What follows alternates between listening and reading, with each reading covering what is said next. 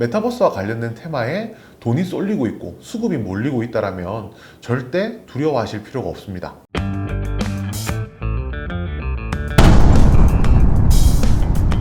쩌나 보기만 해도 돈이 되는 쩌나질 이호석표입니다.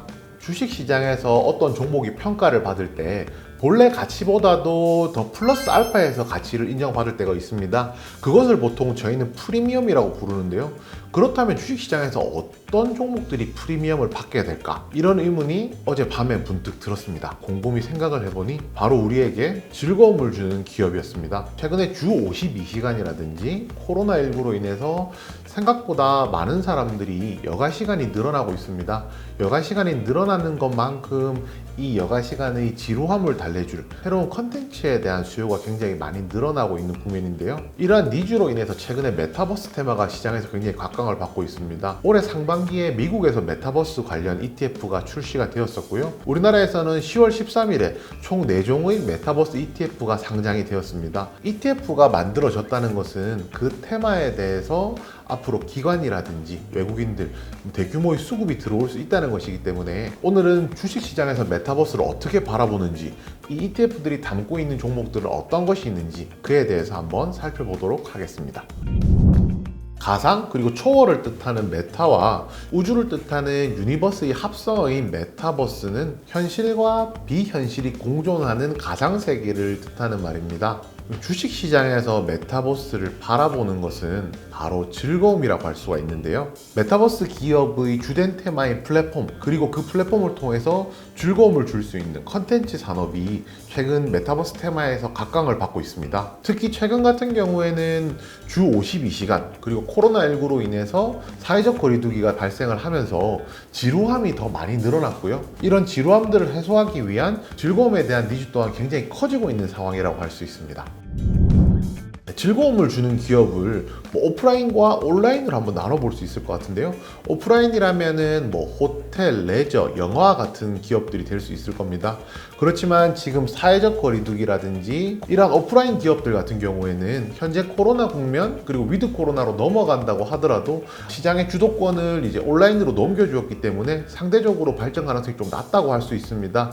그렇지만 온라인 같은 경우에는 다른데요. 온라인 중에서 대표적인 것이 컨텐츠나 미디어, 조금 더 나아가서는 플랫폼과 관련된 기업들까지도 이제 온라인에서 즐거움을 줄 수 있는 기업이라고 생각을 합니다. 이 즐거움을 주는 산업을 유희산업이라고 지금부터 부를 건데요. IMF 이후부터 현재까지 유희산업의 이제 매출액 증가율을 본다면 코스피 전체에서 차지하는 매출 비중은 3%밖에 되지 않습니다.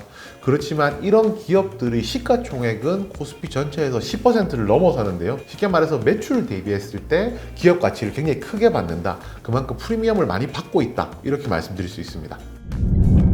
그렇다면 이러한 유희산업이 시장에서 프리미엄을 받는 데는 한 3가지 정도 이유가 있습니다. 바로 첫 번째는 성장성인데요. IT 버블의 붕괴라든지 금융위기라든지 이런 경제적인 충격이 발생함에도 불구하고 즐거움, 유희에 대한 욕구는 꾸준히 있어 왔습니다. 1990년대 이후로 30년 동안 유희와 관련된 기업들이 매출이 감소한 적은 단 한 번도 없었는데요. 이번에 그 첫 번째 케이스가 생겼습니다. 바로 코로나19 때문입니다. 코로나19로 인해서 락다운이죠. 사회적 거리두기를 하게 되면서 사람들의 행동이 제약이 되면서 처음으로 유희 관련된 사업들의 매출이 줄어들기 시작했는데요. 반대로 이야기한다면 위드 코로나를 통해서 이러한 부분들은 해소가 될 수 있을 것이고 더 이상 사람들이 현실 세계가 아닌 가상 세계, 메타버스 공간에서 이러한 유희들을 즐길 수 있기 때문에 위드 코로나 상황이 아니더라도 메타버스 세계가 더욱더 확장되고 메타버스 테마가 시장에서 더욱더 주목받을 수밖에 없는 이제 그런 국면에 들어섰다라고 할 수 있습니다. 네, 두 번째는 수익성입니다. 유희산업은 일반적으로 고부가가치 산업이라고 부르는데요. 비용 구조 때문입니다. 애초에 고정비가 굉장히 높은 편입니다. 산업의 초기 투자 비용이 그만큼 많다는 말인데요. 본격적으로 매출이 발생을 하기 시작하면 규모의 경제를 인해서 레버리지 효과라고 하는 수익성 증대가 굉장히 많이 커지는 편이고요. 그런 관점에서 성장성이라든지 수익성 양쪽을 다 잡은 회사라고 할 수 있습니다. 마지막으로 일반적인 기업과 자산 구조에서 조금 차이가 나는데요. 이런 유희산업 같은 경우에는 무형자산 자산은 2배가 많고 유형 자산은 한 절반 정도 된다는 이제 차이점이 있습니다. 결국 이제 컨텐츠의 재활용이 가능하다는 말이고요. 그래서 최근에 뭐 IP라고 부르는 지적재산권의 중요도가 강조되고 있는 부분도 결국 이런 IP를 재활용하고 재생산해서 수익을 낼 수 있는 방법들이 굉장히 많기 때문에 시장에서 더 주목받는다고 할 수 있습니다. 중요한 건 이겁니다. 국내에서 4종의 메타버스 ETF가 출시가 됐고요.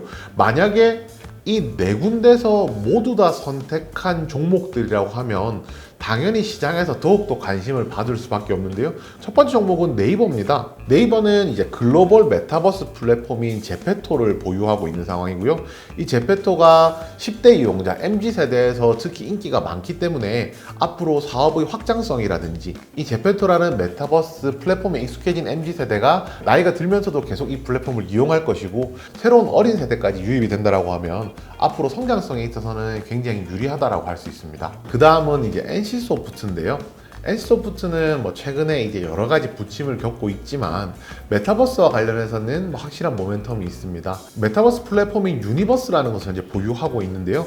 이 유니버스는 K-pop 아티스트들의 아바타를 활용한 컨텐츠들을 만들고 있기 때문에 앞으로 K-pop과 연관해서 이 성장성이 굉장히 높다라고 할 수가 있고요. 그 다음은 하이브입니다. 하이브는 여러분들께서 BTS로 너무 잘 알고 있는 기업인데 네이버의 제페토에 70억 정도 지분 투자를 해놓은 상황입니다.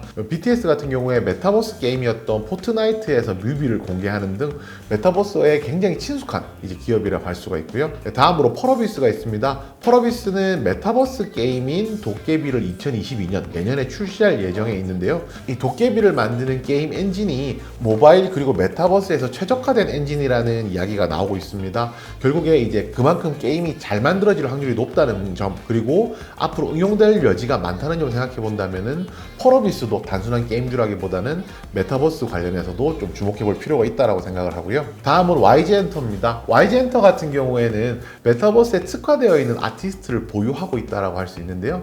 바로 블랙핑크입니다. 블랙핑크 같은 경우에는 단일 아티스트 기준으로 유튜브에서 가장 많은 구독자를 보유한 아티스트거든요. 그만큼 글로벌한 인기가 많다는 것이고요. 이 메타버스 플랫폼에 들어가게 된다라고 하면 관련된 매출들이 굉장히 크게 나올 수 있기 때문에 메타버스 관련된 이제 엔터 업체로서 항상 손에 꼽히는 기업 중에 하나입니다. 그 다음은 위직 스튜디오인데요. 위직 스튜디오는 자회사 MP를 통해서 메타버스 사업을 확장하고 있습니다.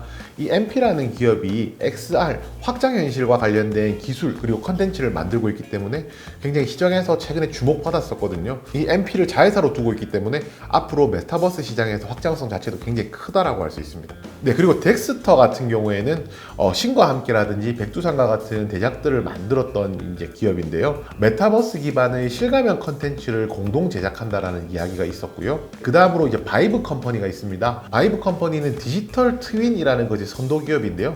이 디지털 트윈이라는 것이 현실 세계에 있는 환경을 가상 세계에서 똑같이 구현하는 기술을 말하고요. 특히 정부와 민간 협업 메타버스 플랫폼 구축 사업을 진행하고 있는데요. 정부 관련된 매출이 작년에 50%에서 올해 70%까지 늘어났다고 합니다. 그래서 정부 관련된 매출이라는 것은 결국 안정적인 매출이 있다는 거니까 그 부분에서 굉장히 좀 의미가 있다고 생각하고요. 마지막으로 이제 APS 홀딩스입니다. APS 홀딩스는 AR이라든지 VR에 들어가는 파인 메탈 마스크 증작 독점한 기술을 가지고 있는 기업이거든요. 그래서 이제 이 기업 같은 경우에도 최근에 이제 메타버스 관련주로 좀 주목받기 시작했기 때문에 한번 유심히 지켜보시면 굉장히 좋을 것 같습니다. 많은 분들이 메타버스는 실체가 없다는 것에 대해서 굉장히 불안해하십니다. 그 불안감을 충분히 이해할 수도 있습니다. 실체가 없는 것은 저희가 바이오 업종이 실체가 없다는 이유로 많이들 불안해하시듯이 메타버스 또한 그렇게 생각하실 수도 있다고 생각을 하는데요. 중요한 것은 시장에서 투자자들이 얼마나 관심을 가지고 그 테마에 돈이 쏠리냐입니다. 메타버스와 관련된 테마에 돈이 쏠리고 있고 수급이 몰리고 있다면 절대 두려워하실 필요가 없습니다. 즐거움에 베팅하세요. 오늘 준비한 내용은 여기까지입니다. 모두 성투!